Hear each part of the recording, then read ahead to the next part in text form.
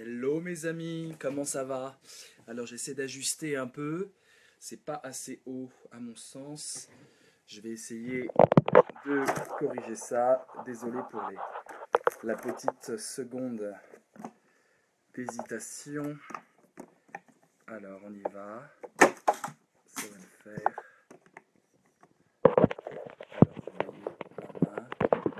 Alors voilà, on y est. Et oui, c'est tout un art de positionner son smartphone car il nous faut juste un smartphone pour faire des Dream Tanks. Un smartphone suffit, vous imaginez un peu cette technologie. Un smartphone suffit pour qu'on puisse tous philosopher ensemble. J'espère que ça va bien. Alors, on va parler ensemble de l'intelligence connective. Comment donner une chance à l'intelligence connective? On va évidemment devoir définir de quoi l'intelligence connective est faite. Qu'est-ce que c'est exactement que l'intelligence connective? Salut Hakim. Et puis, on va devoir aussi voir ce que l'on pourrait faire avec cette intelligence connective. Alors, on va essayer de définir d'abord le concept. C'est un concept, il n'y a pas vraiment de père fondateur de ce concept, de grands livres théoriques sur ce concept. C'est un concept assez flou. On a l'impression, il y a deux façons de concevoir ce concept d'intelligence connective. D'abord, oui, en direct now, ouais, bien sûr, il faut partager, excusez-moi. On passe par la petite seconde de partage sur les pages. Fondamental, si on veut être dans l'intelligence connective, il faut faire l'acte symbolique de l'intelligence connective, c'est-à-dire on partage. On partage la possibilité de débat. Bim. Donc je fais 3-4 partages. Je vous lis. Salut les tankers, dit Sunka, ça fait plaisir de te voir là, Sunka. J'ai beaucoup de plaisir en fait à discuter de ça avec vous. J'ai jamais consacré vraiment une conférence pleine à ce sujet et c'est intéressant. Hop, salut Gracia. Voilà, on partage un peu. Je partage. Hop, et je suis à vous dans 30 secondes. Ça va, vous êtes déjà 24, c'est pas mal.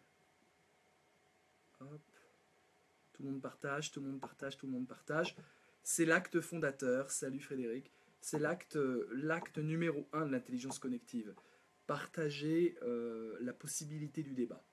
Donner accessible à tous la possibilité de débattre. La plateforme.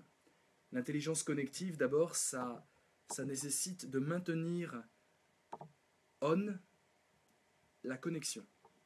Il y a pas mal d'activistes, vous le savez, pas mal d'activistes dont le travail justement consiste dans les démocraties autoritaires, même pas les démocraties, les régimes autoritaires, pour laisser les citoyens pouvoir justement pratiquer l'intelligence connective. Il y a des activistes, des hackers, des pirates informatiques, mais pour la démocratie. Ils sont pas tous méchants. Et leur but, c'est de rétablir la connexion. Et ils font un acte politique, un acte révolutionnaire, en rétablissant des connexions, c'est-à-dire la plateforme possible du déploiement de l'intelligence connective, avec des régimes qui censurent Internet.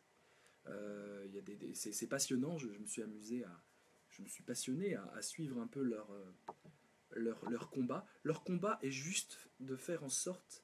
Salut Samira, salut Nad, voilà, tout le monde est là. La connexion est très mauvaise, ah d'accord, c'est toi. Leur combat est intéressant, leur but est juste de faire en sorte qu'Internet fonctionne. C'est-à-dire qu'il y a déjà presque une victoire dans le simple fait qu'ils maintiennent opérationnelle la technologie. Comme si la démocratie était quasiment acquise pour peu que les citoyens puissent communiquer entre eux, exprimer leur désarroi, créer des idées nouvelles, contester, proposer. C'est intéressant de voir que, et c'est des activistes, des hackers, extrêmement politiques. Quand on les entend parler, on a vraiment affaire à une néo-résistance de cyberpirates qui se disent, si on maintient l'intelligence connective possible, alors on sort de l'autoritarisme des régimes. C'est quand même intéressant. La forme même du partage et de l'échange serait presque suffisante pour assurer une réelle augmentation de la démocratie. Voilà, c'est un point de départ que je vous soumets. Alors, on va essayer de voir ce que signifie l'intelligence connective. Essayez ensemble, hein, je vous demande d'ailleurs votre définition là maintenant, allez-y. Hein. Essayons de définir un peu de quoi on parle. Y a pas, je vous ai dit, il n'y a pas d'ouvrage théorique unanime sur cette notion. Moi, je l'oppose, j'en ai parlé la première fois, je ne sais plus quand, il y a quelques années, et je l'opposais vraiment à deux autres formes d'intelligence qu'on connaît bien et qu'on pratique bien. L'intelligence individuelle, c'est un peu celle, quand on dit le mot intelligence, on imagine tout de suite l'intelligence individuelle. Ça vient de notre culture alphabétique, de notre culture du livre. À force de lire des livres, on a l'impression que l'intelligence et la pensée sont des affaires privées. Parce qu'on apprend l'alphabet, on apprend à lire, à déchiffrer, on a l'impression que tout se passe dans la tête d'un seul individu. Sachez qu'il y a des conceptions de l'intelligence et des conceptions de la pensée qui sont diamétralement opposées à cette lecture individualiste de la pensée, et même de la sensibilité. Au Moyen-Âge en Europe, la sensibilité ne s'arrêtait pas au corps de l'individu. On pouvait souffrir l'autre. Il y avait une extension de la vulnérabilité de la sensibilité. La pensée, dans pas mal d'autres peuples, qui n'ont pas effectivement la lecture, c'est une pensée collective, évidemment. C'est une pensée du groupe. C'est une pensée... et en plus, non seulement ils mettent le groupe dans la pensée, mais ils mettent les ancêtres. Si je pense, c'est aussi à travers les ancêtres qui m'inspirent, dans les rêves, à travers les divinités, à travers les esprits. Et donc, on a une vision de la pensée qui est déjà extrêmement ancrée intellectuellement dans un monde occidental, post-industriel, enfin industriel, moderne, fondé sur l'alphabet et la lecture. Mais sachez que c'est juste une interprétation de ce que c'est la pensée, et on ne sait pas du tout aujourd'hui, réellement, si la pensée est quelque chose d'individuel ou quelque chose de l'ordre d'une émergence collective. Après tout, lorsque vous pensez, vous utilisez une langue, et la langue, c'est pas vous qui l'avez inventée. Et donc déjà, l'instrument même de la pensée, cette langue, vous n'en êtes pas l'auteur. Donc déjà, il y a du collectif là. Déjà, il y a la participation de pas mal d'ancêtres, des centaines, une bonne centaine de milliards d'hommes avant vous, d'hommes et de femmes, qui ont présidé au fait que vous puissiez avoir des mots dans votre tête. Alors, Claire, l'intelligence connective, c'est les moyens mis à disposition du citoyen pour se connecter sur les réseaux sociaux, entre autres pour pouvoir communiquer. Non, je ne suis pas d'accord du tout parce que là, tu ne définis pas l'intelligence du tout. Ce que tu dis, on pourrait très bien faire ses achats au supermarché du coin et ça ne serait pas une pratique d'intelligence connective. Ce qui est intéressant dans l'intelligence connective, c'est montrer qu'on a affaire à de l'intelligence et en plus, elle a une qualité autre que l'intelligence individuelle pour laquelle je parlais tout à l'heure. Jérémy, l'intelligence collective, regroupement d'idées qui grandissent grâce à chacun, celui qui parle et celui qui écoute. Oui, tout à fait. C'est la deuxième opposition que je fais à l'intelligence connective. Je dois insister sur les N. C'est l'intelligence collective. Voilà, l'intelligence connective n'est pas l'intelligence individuelle, qui à mon avis est une forme d'illusion, et même des philosophes européens ont abordé cette idée que l'idée que la conscience serait une, l'idée que le jeu, l'identité serait un, est totalement illusoire. Nietzsche, c'est celui qui aborde le plus cette vision des choses. Nietzsche, il dit on a une pluralité de consciences qui se battent, et puis ce qui émerge, c'est juste la partie émergée de l'iceberg. Pour moi, l'intelligence connective, dit Mouna, c'est brasser les idées et penser, et créer à travers ce brassage une nouvelle pensée plus riche et plus évolutive. Alors oui, mais alors, une pensée plus riche, qu'est-ce que ça signifie? Évolutive, qu'est-ce que ça signifie? On ne comprend pas. Dans les mots que tu utilises, tu renvoies du flou. Et puis le brassage, comment il a lieu? Parce que effectivement, le collectif peut brasser des mots. Que ce soit au comptoir ou que ce soit dans une réunion syndicale, on choisit la marche à suivre et on est tous ensemble, collectivement. Et cette collectivisation des idées, des tours de table, en entreprise, c'est comme ça que ça se passe le plus souvent. Ça, c'est de l'intelligence collective. C'est-à-dire qu'il y a un rapport presque physique. Et chaque idée est incarnée par quelqu'un qui la défend, qui risque d'ailleurs de se vexer si il est contredit, si on n'a pas créé un climat de débat favorable. Donc ce brassage dont tu parles, Nouna, dans l'intelligence connective, est un brassage connectif, connecté.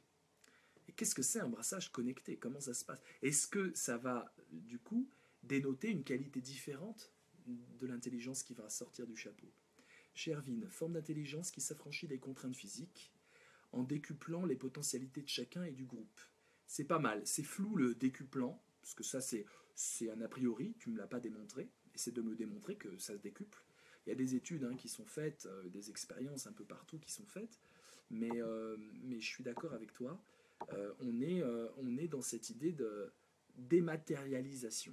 On ne peut pas parler de connectivité si on ne parle pas de dématérialisation.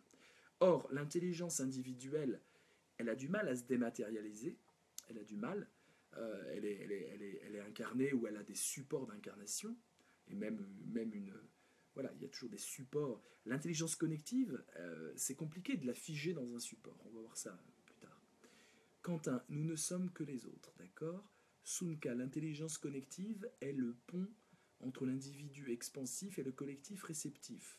On peut faire l'inverse, Sunka. On peut dire que l'individu est réceptif et que c'est le collectif qui est expansif. La connective est le pont. Oui, toi, tu vois le trait d'union, alors. C'est intéressant. Ouais.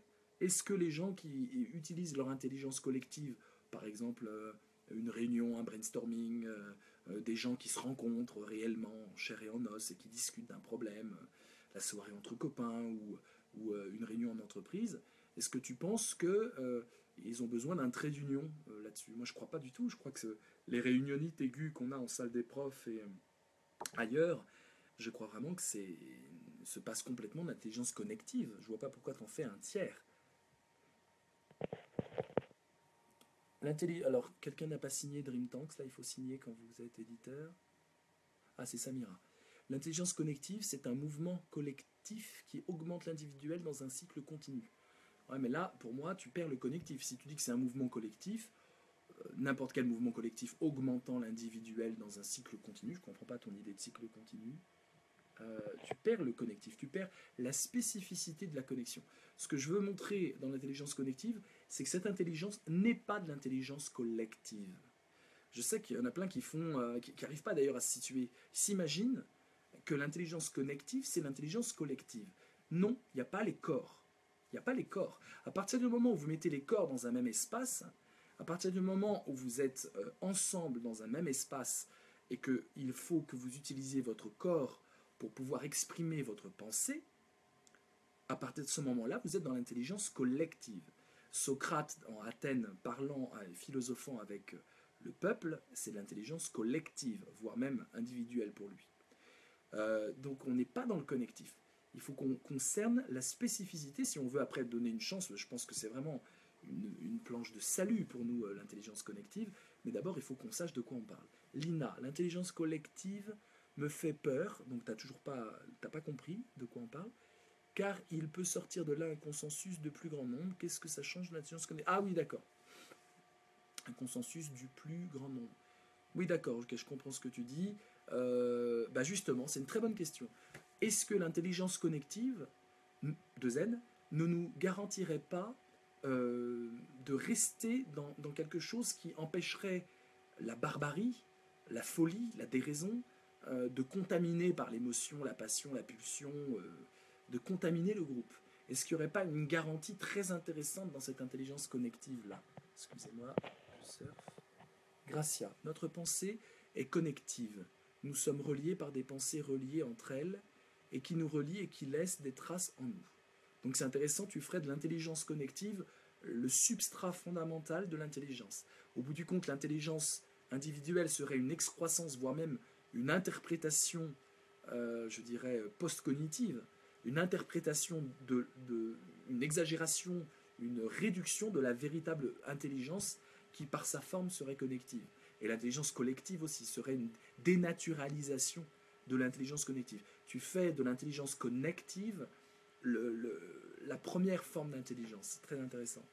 Penses-tu, Vincent, que nous pensons à travers moi, ou bien que c'est moi qui pense à travers nous pour être connecté? Claude, j'arrive plus à suivre, je suis peut-être fatigué. Alors, Nat, ça se rapproche de la théorie des 7 poignées de main qui nous séparent les uns des autres grâce au réseau. C'est une ramification fulgurante de création de liens. Cette théorie des 7, en fait, c'est même moins de 7, hein, je crois que c'est 3 poignées. Hein. Cette théorie, oui, elle est pas tellement troublante. Ça montre que, en fait, la connexion humaine est un système arborescent. Mais c'est une théorie qui explique le collectif, mais qui n'explique pas le connectif. Je pense qu'on n'est pas du tout justement dans la poignée de main. Tu vois, tu prends l'exemple de la poignée de main, mais dans le connectif, il n'y a pas de poignée de main. Vous avez beaucoup de mal, hein, je vois, et on a beaucoup de mal, à penser le connectif. On est tellement, avec des siècles de collectif, depuis les mammouths qu'il fallait tuer en se coordonnant jusqu'au syndicalisme et aux partis politiques, on est tellement habitué au collectif qu'on n'arrive pas à penser le connectif. Je veux essayer de voir avec vous si on peut réfléchir à du connectif et si le connectif ne serait pas supérieur dans sa forme au collectif. Cécile, il n'y a pas les corps dans l'intelligence connective, mais il y a de la place pour toutes les singularités. D'accord. Mouna, en se basant justement sur cette dématérialisation, dans le sens où la pensée ne devient matérielle qu'une fois qu'on passe à l'action. Non, on peut écrire, oui, à l'action. On peut écrire sa pensée, on peut la dire, on peut... La pensée reste libre et a pour intention la connexion. Ouais. Et en la partageant et en la brassant, je lui donne plus de puissance. Ouais, tu démontres pas là, tu affirmes des trucs. Grâce à l'intelligence connective permet de remettre en question la pensée individuelle en se confrontant aux différents du soi ou semblables. Oui, mais c'est valable aussi pour le collectif. Tu as raison, il y a l'idée de l'altérité tout simplement. Dans l'individuel, il y a une altérité puisque j'hérite d'une forme d'intelligence, d'un langage, etc. Mais dans le connectif, il y a un rapport à l'altérité qui est tout à fait spécial. L'altérité ne m'est pas donnée dans un rapport physique, c'est-à-dire émotionnel, incarné. Elle peut m'être donnée de façon anonyme. Elle peut même être donnée par des ordinateurs. Elle peut même être donnée avec cette suspension de l'espace et du temps qui est, à mon avis, une des caractéristiques de l'intelligence connective. Et intelligence connective, la possibilité de libérer le canal de l'intelligence du temps, c'est-à-dire qu'on a l'accélération rendue possible par les ordinateurs, qui calculent, qui recherchent, qui vont chercher l'info beaucoup plus vite en temps direct, en temps réel, et puis une suspension, une libération de l'espace, parce que les réseaux peuvent faire le tour du monde en une fraction de seconde. Et on peut se connecter, tous on a déjà eu ça dans Dream Tanks, hein, de Thaïlande, France, Espagne, Pérou, voilà. Donc il y a une double libération que ne permettent pas ni l'intelligence individuelle, qui est forcément incarnée en moi, ni l'intelligence collective, même au temps du téléphone, etc. On n'a pas du tout cette suspension complète de l'espace et du temps. Donc l'intelligence connective, peut-être que ça rejoint la source même de l'intelligence, qui est une libération de l'espace et du temps qui sont, je le rappelle, chez Kant, et je pense qu'il avait raison sur ce coup-là, les formes a priori de notre entendement, de notre sensibilité plutôt. L'espace et le temps, c'est comme ça qu'on perçoit le monde. On ne peut pas percevoir quelque chose, être sensible à quelque chose, au sens d'impression sensible, si on ne met pas une grille, une double grille de l'espace et du temps. L'espace et le temps ne sont pas dans les choses, l'espace et le temps sont en moi, dans mon cerveau. Et c'est en mon cerveau, ce sont des catégories mentales qui me permettent de projeter et de saisir un objet dans l'espace. C'est assez intéressant ce qu'il disait déjà au XVIIIe siècle, Kant. Et dans l'intelligence connective, c'est ça qui est incroyable. C'est que justement, l'espace et le temps, il y a une sorte de libération totale de ces deux catégories-là. Ma question était sérieuse, peut-être imbécile, sérieuse. Qui pense? Oui, mais ça nous emmènerait ailleurs. Qui pense, je vois très bien ta question, elle est tout à fait légitime. Consacre-y un d'été, mais là, ça m'envoie trop loin. Il nous reste une demi-heure, je vais pas... Voilà, je reste sur le sujet. Nat, on est passé à 3 poignées de main, effectivement, mais à l'origine, c'était 7. Bon, peut-être, mais encore une fois, tu parles en poignée de main. J'aimerais te poser une question, Nathalie. Qu'est-ce que tu prendrais comme image métaphorique pour exprimer l'intelligence connective? Parce qu'à la poignée de main, c'est collectif. C'est justement le symbole même du collectif. On se rencontre et d'abord on se serre la main avant de parler. Donc, quelle image tu prendrais? Quelle métaphore? Alors, j'ai du retard. Linda, une approche métacognitive et une nouvelle pédagogie via une recherche de techniques efficaces de collaboration et définition de nouvelles représentations de l'identité et des échanges. Oui, ça, on dirait de la prose américaine, on dirait de la prose canadienne, ce que tu écris. Ça sent le prof du Canada. Anne, il y a de la solitude dans le connectif. Ben non, et la solitude, elle a lieu dans l'individuel. La solitude, elle n'est pas présente. Alors, solitude, dans le rapport physique, peut-être. Seul quand vous faites un Skype. Est-ce qu'on est seul? Est-ce qu'on est seul là en ce moment? Est-ce que vous vous sentez seul? On discute tous ensemble, on expérimente exactement ce dont on parle. L'intelligence connective. C'est-à-dire que, franchement, on n'est pas seul. Franchement, on n'est pas seul. On est connecté, et toutes les expériences que j'ai menées cette année, je ne vais pas les énumérer, mais des balbutiements à prima joke, on voit qu'en fait, on n'est pas seul. C'était d'ailleurs, ça nous a tous surpris. Moi, le premier, je lançais des expérimentations, un jeu de rôle interactif en vidéo live, des dialogues philosophiques en vidéo live, et ce qui me shootait, et d'ailleurs, il y en a maintenant avec Dream Tanks qui sont dans cette ivresse-là, qui m'a habité depuis février, où j'arrêtais pas, parfois j'en faisais tous les jours.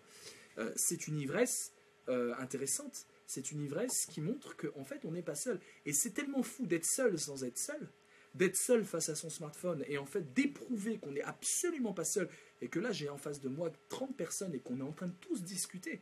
Si je rattrape un peu le retard, on est tous en train de parler en même temps, simultanément. L'espace et le temps explosent, mais également la possibilité de dire. Parce que dans le collectif, et ça c'est une des choses très importantes de l'intelligence connective, c'est qu'on peut parler en même temps. C'est qu'on peut parler en même temps. Nous sommes en train de discuter tous en même temps, mes amis. C'est la première fois au monde, grâce à cette technologie, qu'on est capable de discuter en même temps. C'est pas je t'envoie un mail et après tu m'envoies un mail. C'est en même temps qu'on est en train de parler.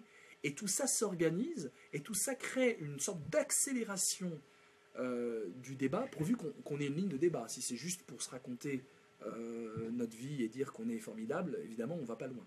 Mais si on décide de philosopher avec ça, vous imaginez, une heure d'intelligence connective déployée à philosopher, à mon avis, vaut au moins 13 heures de discussion dans l'agora. Je pense que le rapport, c'est de 1 à 13.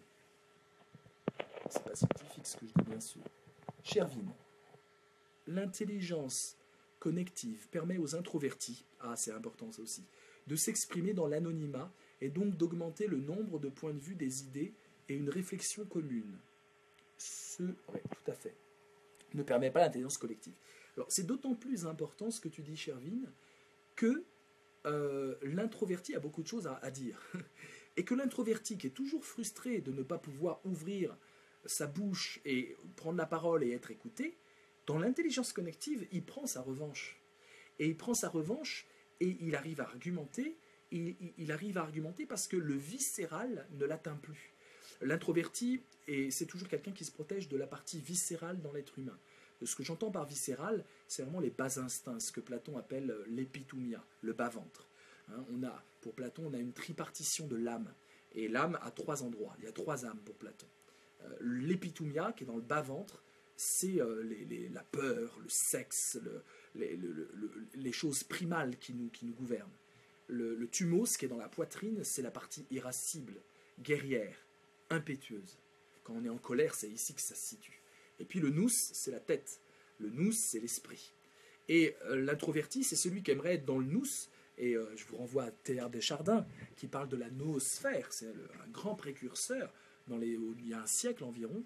Il imaginait qu'il allait avoir une sorte, comme une biosphère, une noosphère tout autour de la Terre, une sphère de l'intelligence partagée en réseau. Et il invente ça en 1915-1920, la noosphère. C'est extraordinaire ce il avait comme idée. Alors lui, il a des visions un peu eschatologiques et divines. C'est quand même incroyable. Un siècle avant Internet, il imagine que toutes les pensées, avant même les satellites, il imagine que toutes les pensées vont former comme une sorte de couche tout autour de la Terre. Ça va circuler. Plus ça va se frotter, plus ça va débattre, plus ça va augmenter, plus ça va s'intensifier. Et il était pour ça, partisan de ça. Et l'intelligence connective va complètement dans cette logique d'une augmentation de la puissance noosphérique de la planète. On va loin là, tout de suite.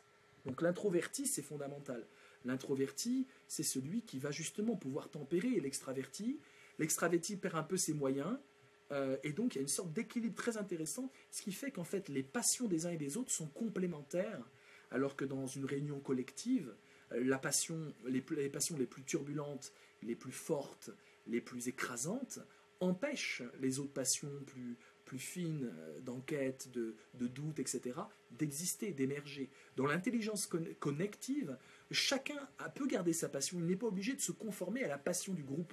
Alors que dans l'intelligence collective, on est obligé de suivre le leader, la grande gueule, le mec qui parle à l'épitoumia, c'est-à-dire au viscéral, et qui dit oui, on nous menace de mort, et qui tient des discours qui ont fait le nazisme et qui ont fait les génocides, que ce soit la radio d'Émile Collin au Rwanda ou que ce soit la propagande de Goebbels en Allemagne nazie. C'est-à-dire le viscéral. Dans l'intelligence connective, le viscéral, il ne sert plus à grand-chose, si ce n'est à manger sa pizza pour pouvoir tenir devant l'ordinateur ou à dormir vite fait. C'est pas le viscéral qui compte. Le thumos, il existe, il y a des prises de bec très violentes, on est dans le thumos, mais c'est surtout le nous qui est sollicité. L'intelligence connective est la face visible de la télépathie, de l'inconscient, dit Sunka, quelqu'un sans doute sur la toile qui ne va pas exprimer avec ses mots. Très intéressant. Les pensées sont connectées, pas les corps. Ben non, tu peux pas séparer, tu peux pas avoir cette vision, séparer la pensée d'un côté, le corps de l'autre. Même les philosophes n'osent plus faire cette dichotomie cartésienne, la res extensa et la res cogitans, hein, la chose pensante et la chose étendue. C'était bien au temps de Descartes, mais maintenant tout le monde sait que même la neuroscience nous montre bien que c'est quand même matériel. Là, il y a quelque chose de matériel très subtil, mais matériel. Et les philosophes l'avaient trouvé bien avant l'IRM. Le connecté peut se déconnecter, Alma. Très intéressante remarque, qui préside au mélange humain. Si on entend par mélange cette alternance entre des phases de fusion un peu viscérale, où on rigole, on partage des choses très fortes, et des phases de dissociation, où on se dit au revoir. Et le mélange, c'est ça, c'est une sorte de percolation. On est proches ensemble, on est collectif, et hop, on se sépare, et puis voilà.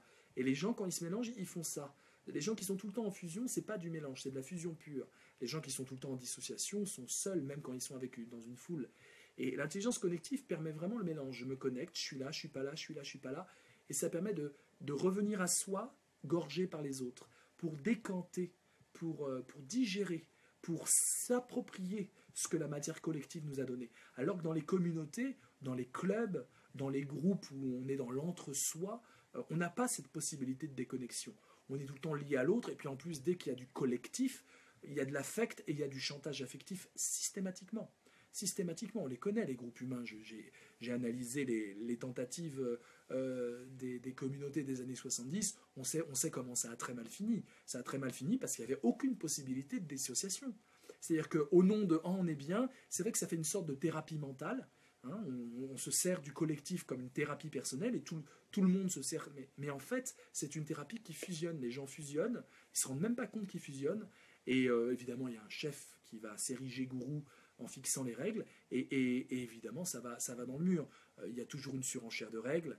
Donc le collectif n'a pas besoin de tant de ça de règles. Parce que le collectif, on se connecte en fonction des besoins. C'est agile, ça s'adapte. Alors que le collectif, il faut de l'organisation. Dès que vous êtes dans le collectif, l'intelligence doit s'organiser. L'obsession du syndicat ou du parti politique, c'est l'organisation. C'est qu'il faut s'organiser, il faut tenir les corps, il faut leur dire circulez, restez là, tenez bon, et donc suivre un chef, et donc suivre une hiérarchie. Dans l'intelligence connective, on a une horizontalisation justement, parce qu'on n'a pas besoin de règles qui tombent du ciel. Les règles, on les invente, on les déconstruit en fonction des besoins. Et d'ailleurs, des groupes peuvent faire des sous-groupes, mais le but, c'est d'avancer avec des buts qui s'érigent comme ça. Donc le connecté peut se déconnecter, c'est fondamental. Cécile, par analogie, l'intelligence connective serait une conférence à plusieurs voix. Oui. Conférence, tu n'as pas l'idée de connexion dans la conférence. La conférence, c'est toujours un sachant qui délivre un savoir. Dans l'intelligence connective, on est tous interagissants. Donc, ce n'est pas une conférence, justement. Et c'est peut-être ce qui distingue le collectif du connectif. Le collectif produit de la conférence. Alors, parfois, c'est de la conférence, chacun fait de la conférence. Un think tank, c'est de la conférence, mais chacun a le droit de parler. La franc-maçonnerie, collectif, c'est un collectif où chacun fait sa planche. Mais le connectif, c'est pas ça. Le collectif, je ne fais pas une conférence. C'est on fait tous ensemble. Ah oui, c'est ce que tu dis, une conférence à plusieurs voix. Mais j'aime pas l'idée de conférence. C'est une coélaboration, c'est une concrescence, croître ensemble. Hein. Je m'excuse d'insister, mais qui pense dans l'intelligence connective? Est-ce moi transcendé par le dispositif et le groupe connecté, ou bien le groupe qui s'exprime à travers moi via le dispositif? Ouais, non, mais tes questions sont tout à fait légitimes. Bref, de quelle forme de libération parlons-nous? Je pense vraiment que ça dépend les objets qu'on se fixe.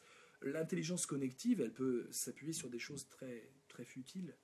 Ça peut être juste se connecter pour réussir un niveau dans un jeu vidéo. Et il faut vraiment se coordonner, on ne se connaît pas. Il y a l'anonymat aussi, on n'en a pas parlé, mais l'anonymat est une immense puissance de l'intelligence connective aussi. La possibilité de pouvoir dire tout en étant non impliqué. Alors après, il y en a qui vont jouer les Finkielkraut et dire c'est l'irresponsabilité totale, ça va pas. Mais en fait, c'est extrêmement puissant. L'anonymat est une immense garantie de la liberté sur Internet. Donc, qui pense, je pense que c'est l'avis le plus pertinent. Ce que disent ceux qui pratiquent l'intelligence connective, c'est plus sain. C'est-à-dire, je te donne ma voix. On a tous une voix. Et quand on dit je plus sois ou je fais plus sain, plus 1, ça veut dire que là, tu as mon suffrage. C'est-à-dire qu'en fonction de ton idée, pas en fonction de ton statut.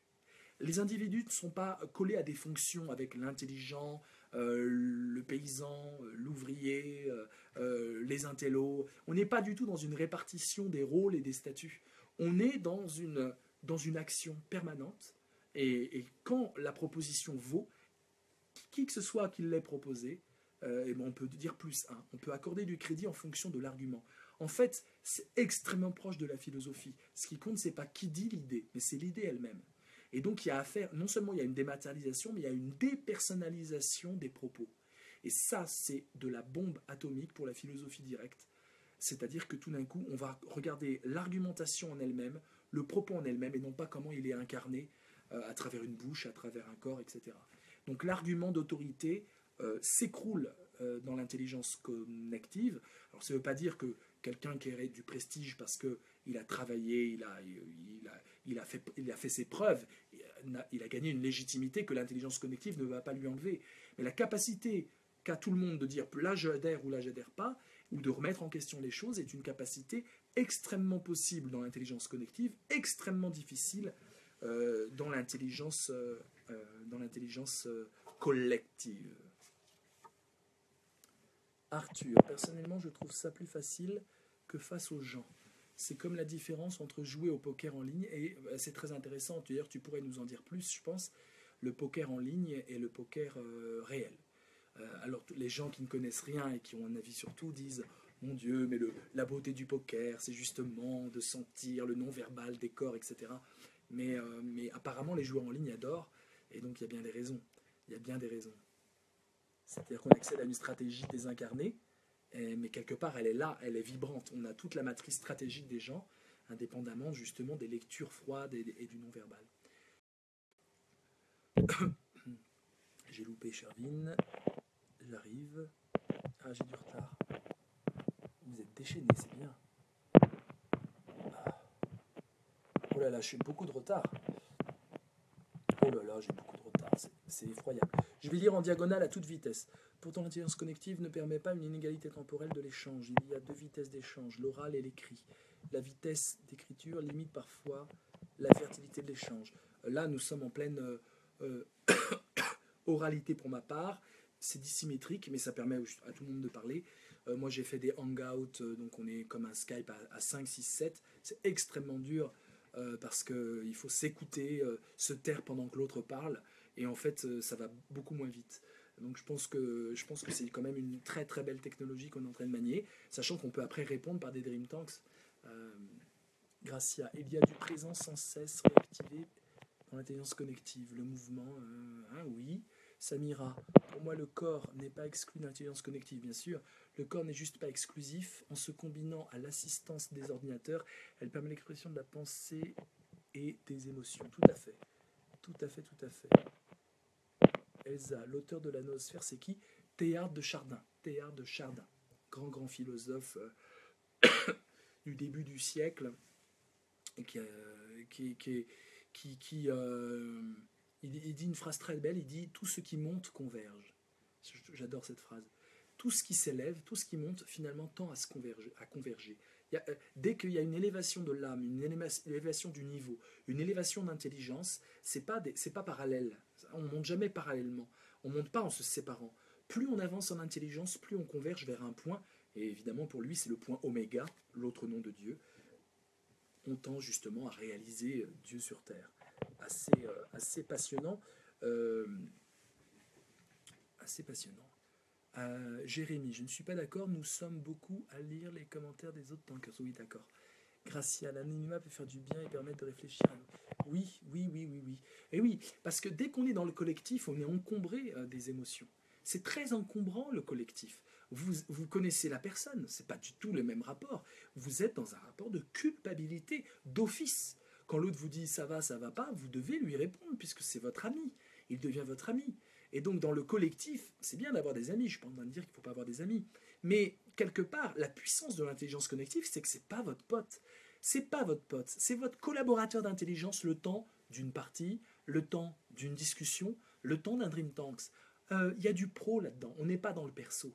Et le côté perso à toutes les sauces, je crois vraiment qu'il faut qu'on réfléchisse à ça, parce que je pense que on n'y gagne pas au final. Et toutes les expériences qui ont été menées, et même les colibris, les zèbres et tout ça, qui sont dans le collectif, avec un logiciel datant des années 70, hein, faut pas rêver. Leur logiciel, c'est les années 70, même s'ils utilisent Internet. Mais ce que l'on voit en termes d'idées, et j'ai beaucoup de respect pour, je ne suis pas en train de critiquer, je critique pas le contenu, il est très bien le contenu, s'approprier la politique, essayer de changer la vie, évidemment, j'étais d'ailleurs le premier à vanter le mérite de Colibri, etc. Mais le logiciel, je dirais, d'efficacité, c'est un logiciel collectif. Et ça reste dans du collectif. Qui dit collectif dit aussi gestion de l'argent. Parce que le collectif, il faut avoir des salles, il faut avoir du matériel, il faut avoir de la projection. Le collectif, il faut amener des gens, mais les amener, ça veut dire les convaincre. Et les convaincre, ça passe aussi par de la monnaie. Alors qu'amener des gens à se connecter, ça coûte rien. Ça coûte juste de la parole. Ça augmente l'intelligence de la parole. L'intelligence connective utilise l'intelligence connective pour augmenter l'intelligence connective. Dans l'intelligence collective, il y a toujours la caisse, le gestionnaire. Voilà, donc c'est un vieux logiciel. Et je pense que le connectif, c'est ça qu'il faut créer. Le connectif, il y a un respect énorme de l'autre parce qu'on ne le connaît pas. Parce que c'est pas mon pote. Parce qu'on n'a pas saucissonné ensemble. Et c'est intéressant de penser avec quelqu'un avec qui on n'a pas saucissonné. On peut le croiser. J'ai croisé d'ailleurs des tankers et c'était très charmant. Mais on n'a pas saucissonné ensemble. Il y a cette distance qui fait qu'il y a un respect martial. Il y a un respect de samouraï. Il y a un respect de ouais, on se croise dans une aventure incroyable. Mais on n'est pas potes non plus. Et c'est intéressant cette distance, ça évite de la culpabilité, ça évite énormément de quiproquos, Dans le connectif, on a un but, on trace, comme dans ce Dream Tanks, notre but c'est donner une chance à l'intelligence connective, je crois qu'on l'a quand même bien défini, on va maintenant essayer de voir maintenant les chances à lui donner, mais on se tient dans le connectif, on se tient. Dans le collectif, c'est très compliqué de se tenir. Ce qui tient, c'est les émotions et les pactes implicites que passent les individus entre eux. Et ça, c'est ce qui fout la merde, excusez-moi l'expression, c'est ce qui fout la merde tout le temps. Quand vous regardez toutes les histoires, les romans des années 70, les communautés, tout ça, à chaque fois, les gens agissent non pas en fonction des idées, ils agissent en fonction des affects et des liens de culpabilité qu'ils ont dans leurs amitiés, entre guillemets, qui sont en fait des allégeances. Et ce système d'allégeance, est un système qui, au bout du compte, alors que c'est sympathique, thérapeutique, tout le monde s'entend bien, au bout du compte, compromet l'intelligence. Et le groupe devient idiot, voire devient méchant. Le groupe peut très facilement devenir méchant, alors que mu par les plus belles intentions du monde. C'est ce que dit le roman La Plage, qui est un roman magnifique. Hein, les plus belles intentions du monde, le plus beau peace and love, les mots les plus fleuris, peuvent conduire au pire, parce que le système même ne réfléchit plus en termes d'arguments, en termes d'idées, en termes de création objective, mais en termes de loyauté invisible que l'on se doit chacun en fonction d'un vécu affectif. Et l'intelligence connective passe outre ça. Que quelqu'un soit sympathique, on s'en fiche complètement. C'est pas parce qu'il est sympathique qu'on va dire oui à son concept. On va dire oui à son concept parce qu'il argumente, et parce qu'il nous fait penser, parce qu'il nous fait aller loin dans l'argumentation. Et ça, c'est fondamental. Le gain d'énergie qu'on gagne, c'est pas 1 sur 13, c'est des années gagnées en 2-3 connexions, des années gagnées. Et donc, il faut faire attention. Le plus grand péril pour l'intelligence connective, c'est ce fantôme de l'intelligence collective, cette tentation doucereuse de la famille qu'on n'a pas eue, hein, cette tentation doucereuse d'avoir papa, d'avoir maman, et d'être invité à la table du festin, on aurait chacun sa place dans son petit ego, réconforté, avec des frères et sœurs qui nous disent « Oh, tu es beau, oh, tu es gentil, oh, tu es beau ». Mais c'est pas ça l'intelligence, ça c'est pas l'intelligence, ça c'est de la psychothérapie. C'est de la psychothérapie, ça n'a rien à voir avec l'intelligence. L'intelligence connective n'a pas besoin de psychothérapie. T'es pas content, t'envoies ton smiley, point final. T'es pas content, t'éteins ton ordinateur, point final. Et tu n'emmerdes personne. Et tu continues à penser, ou sinon on t'éjecte de toute façon de la conversation. Ça y est, ce que tu dis n'est pas pertinent, il n'y a pas de plus simple, ciao. Voilà, donc il y a quelque chose à la fois de radical, et c'est bien une intelligence qui se permet cette radicalité-là, mais à la fois quel gain de temps. Quel gain de temps. Alors il n'y a pas le côté peut-être thérapeutique. Ah oui, peut-être que l'intelligence connective n'est pas satisfaisante pour le cœur humain. Oui, l'amitié est spéciale, c'est vrai. Il y a des amitiés, hein, il y a des amitiés fortes, mais c'est des amitiés intellectuelles. Voilà. Mais pourquoi pas? Après tout, on n'est pas obligé de se racheter une vie sociale sur les réseaux. Les amis, on peut les avoir avec le boucher du coin ou avec les gens dans notre quartier. Voilà, donc l'intelligence connective, le risque, c'est cette tendance au collectif, tendance que moi-même j'ai vécue, hein, quand je finissais Prima Joke, j'étais plein d'émotions, et je disais, oh, on va tous partir en vacances ensemble, etc. Oui, mais la force de Prima Joke ou la force des expériences que j'ai pu mener, c'est justement une force qui vient du fait, j'ai beaucoup réfléchi à ça, du fait justement qu'on ne saucissonne pas ensemble. Alors, je me fie que aux j'aime. L'intelligence connective tend à révéler la meilleure version de nous-mêmes. Je crois bien qu'il y a une tenue. L'intelligence collective et la rencontre des singularités. En voici la richesse. Je comprends pas, Elsa, on parle pas. C'est la différence du collectif. Je comprends pas ce que tu dis. On est dans le connectif. Il y a le connectif qui peut être addictif et nous faire se déconnecter de la réalité. Alors, c'est quand les gens, et on a tous cette fâcheuse tendance à confondre la thérapie et l'intelligence, à vouloir chercher dans la connectivité une forme de thérapie. Il suffit de voir les Facebook de beaucoup de monde et on se rend compte qu'en fait c'est des appels au secours, c'est des aimez-moi, regardez comme je suis beau, regardez comme je vaux la peine d'être vu et d'être liké. Ça c'est ma grande désespérance, c'est justement qu'on dévalorise le connectif. Il n'y a aucune connectivité là, c'est une connectivité, non, c'est juste des rustines pour l'ego. Et évidemment, ça montre que les gens vont mal, quoi. Il y a une sorte de manque d'amour et d'appel à l'amour, et les gens s'imaginent qu'ils sont aimés parce que des inconnus, parfaits inconnus, leur disent tu es beau, oh, tu es intelligent, oh, c'est bien ce que tu as posté. Voilà. Ça, c'est pitoyable. Pitoyable, il n'y a pas d'autre mot. Pitoyable. Bon, après, c'est les failles narcissiques de chacun, mais ça c'est justement ces individus-là qui sont assoiffés de reconnaissance affective, assoiffés, ils en crèvent. Ces individus-là ne peuvent pas être dans l'intelligence connective. Dès qu'il y aura de la connexion, ils voudront du collectif. C'est des individus qui vont tout faire pour être dans le collectif. Et dès qu'il y aura juste un petit like, ils vont dire on peut se rencontrer s'il te plaît, on peut se voir, on peut boire un café, on peut se voir. C'est tout la phase connective est presque juste un tremplin, c'est juste un trampoline pour s'embrasser, se sauter dans les bras et se rencontrer en chair et en os. Et pour moi, je critique ça. Je sais que même il y en a qui sont présents là et qui, au contraire, vantent les mérites de la rencontre à travers les écrans. Mais au contraire, moi, je crois justement que l'écran quand je peux maintenir l'écran et que j'ai une vie foisonnante à côté, évidemment, j'ai besoin d'amour, mais je ne vais pas le chercher à travers l'écran. L'intelligence connective nécessite qu'on fasse la différence entre l'affectif et puis la recherche et puis la connaissance. Nat, t'es pas d'accord, je le vois, j'ai tellement de retard, je suis navré. Écran, crescence, définition web, représente la soudure organique. Oui, oui, Jérémy, mais je te renvoie à mon livre de 2006, Mélangeons-nous, enquête sur l'alchimie humaine. Voilà, c'est un concept que j'ai créé dans ce livre. Donc voilà, la langue française et les racines latines appartiennent à tout le monde. Et donc le web, justement, l'intelligence connective, c'est ne pas croire le web, croire ce qu'on peut y faire, mais pas croire le web en soi. Elsa, l'intelligence connective et la rencontre des singularités. Ah, je l'ai déjà lu.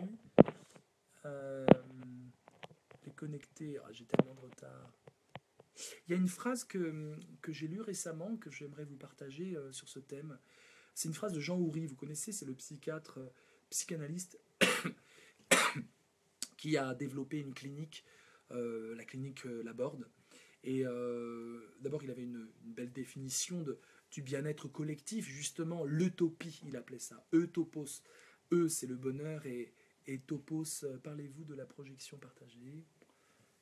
Alors, attendez. L'intelligence connective est le prisme qui redresse les autres formes de pensée. Waouh! Navré, mais cet usage de l'anonymat me pose problème. J'ai au contraire tendance à me fier aux paroles assumées, donc rattachées à un récit identitaire. Mais celle-là n'engage que moi. Non, moi je trouve que l'anonymat des haters qui envoient des vannes ou des trolls, évidemment, il n'est pas agréable. Mais l'anonymat de quelqu'un qui a un pseudo, donc on ne connaît pas vraiment la personne, son identité, son job, son pays, sa couleur de peau, mais c'est quand même quelqu'un qui répond de ce qu'il dit, évidemment. Hein, je suis d'accord avec toi, Claude. Si c'est pour se cacher derrière un masque et foutre le bordel, évidemment, ça marche pas. Mais l'anonymat de celui qui dit je suis juste un pseudo, j'ai ma cohérence, je ne triche pas avec ma pensée, mais j'ai un pseudo, et vous n'avez pas besoin de savoir si je suis une femme, si je suis un homme, si je suis jeune, si je suis vieux, si je suis beau, si je suis laid. C'est assez intéressant quand même. C'est assez intéressant et assez égalitaire, ce que le collectif ne permet pas.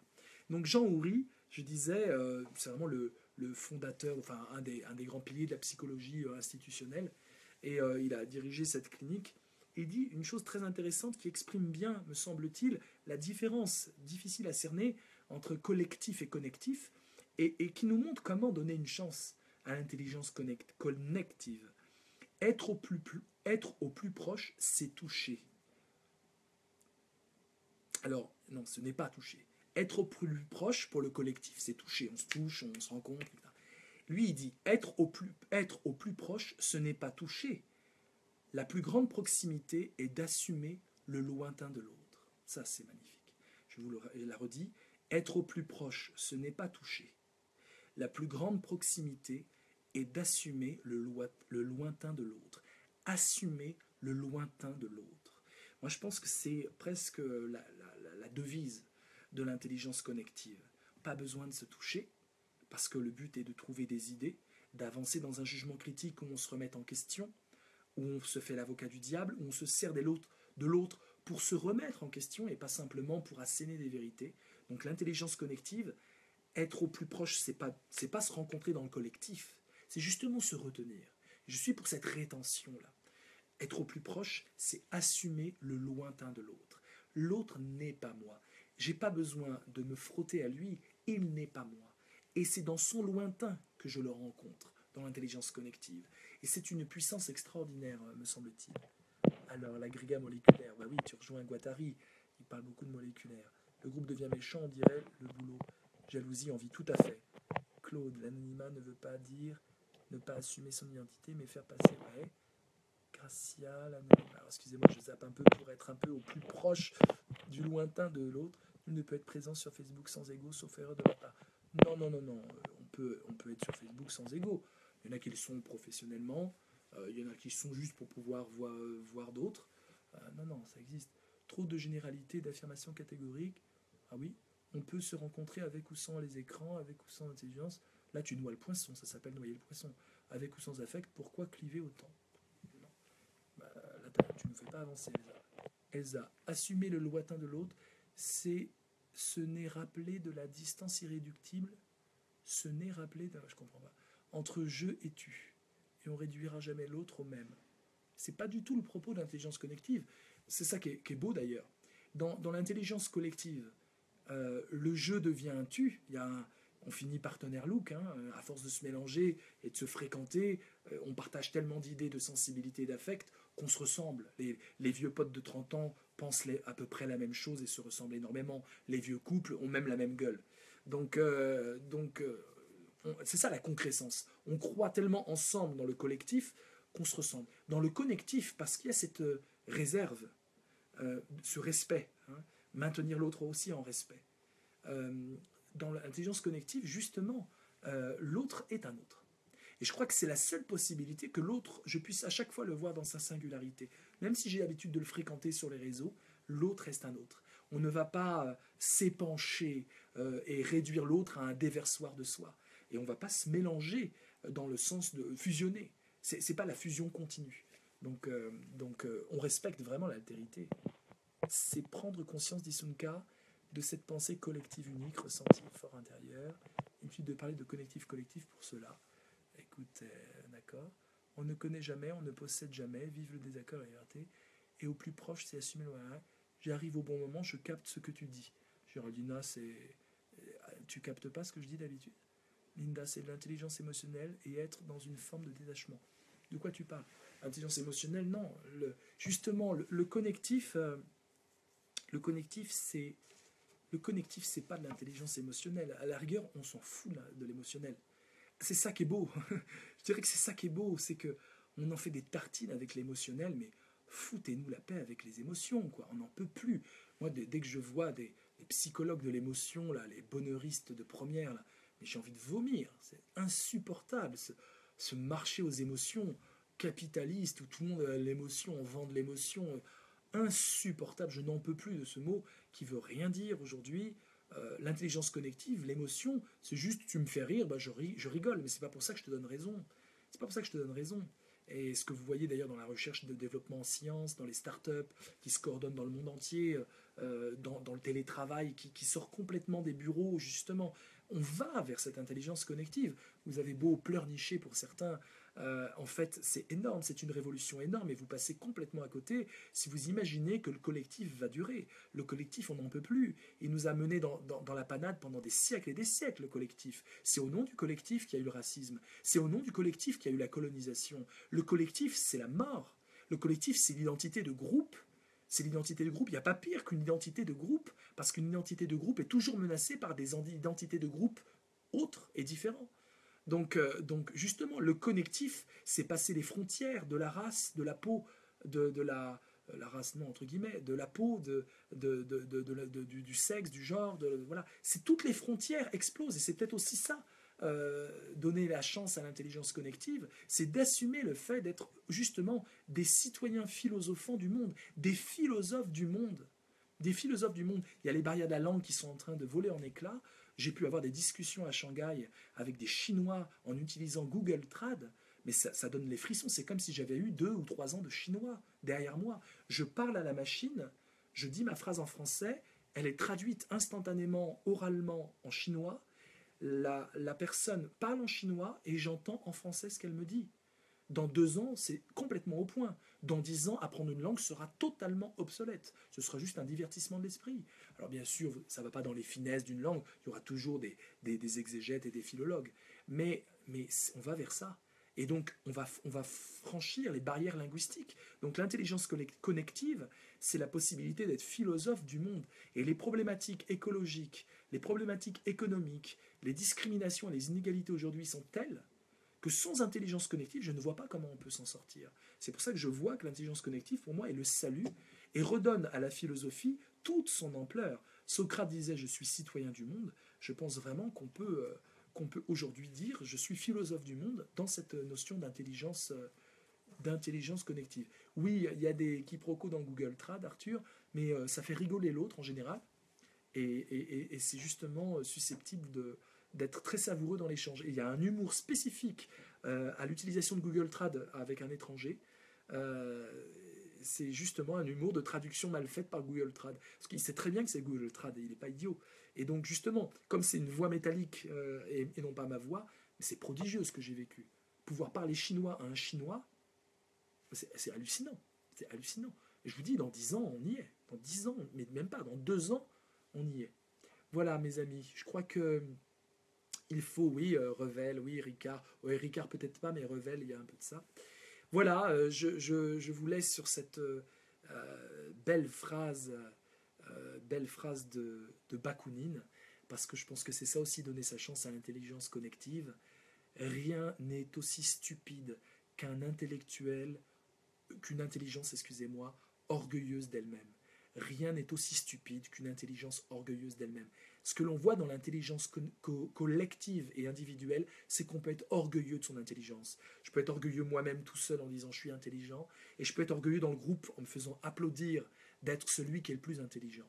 Mais dans l'intelligence connective, c'est un peu notre « et », hein, Vincent Cespedes et compagnie, Sunka et compagnie, dans le « et », justement, on ne peut plus être orgueilleux de son intelligence. Tout ce qu'on crée, on le crée véritablement ensemble, sans pouvoir signer et sortant un peu de ce diktat de l'auteur A majuscule. C'est une libération du narcissisme, l'intelligence connective. Et c'est pour ça que ça déplaît à tous les narcissiques, en général.